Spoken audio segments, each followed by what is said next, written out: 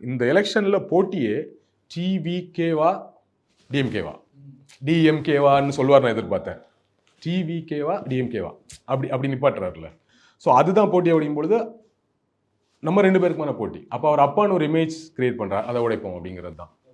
So uncle எனக்கு தெரிஞ்சு ஒரு 25 வாட்டி சொல்லியிருப்பாங்க இல்லை minimum. What uncle, very wrong uncle, நிறைய சொல்லியிருக்காரு. என்ன ஸ்டாலின் அங்கிள் இப்படி பண்ணலாமா அங்கிள், இந்த மாதிரி வந்து திருப்பி பேசிட்டே இருந்தார். நம்ம இன்டர்வியூ முடிச்சுட்டு, இந்த ஸ்பீச் முடிச்சுட்டு இன்டர்வியூ ஆரம்பிக்கிற இந்த கேப்லேயே ட்விட்டரில் வந்து ஸ்டாலின் அங்கிள் அப்படின்னு வந்து விஜய் ரசிகர்கள் அல்லது தொண்டர்கள் அவங்க ஆரம்பிச்சிட்டாங்கன்னு வச்சுக்கோங்களேன்.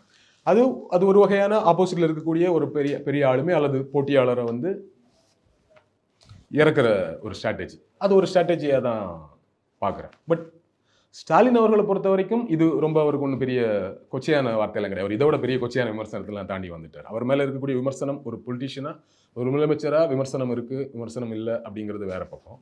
பட் அவர் தனி மனிதராக முதலமைச்சர் ஆகிறதுக்கு முன்னாடி வரைக்கும் அவர் சந்தித்த விமர்சனங்களும் ஏளனங்களும் கொச்சைப்படுத்தல்களும் இருக்குல்ல, அது இன்னொரு லீடர் சந்திச்சிருக்காருன்னா எனக்கு தெரியல.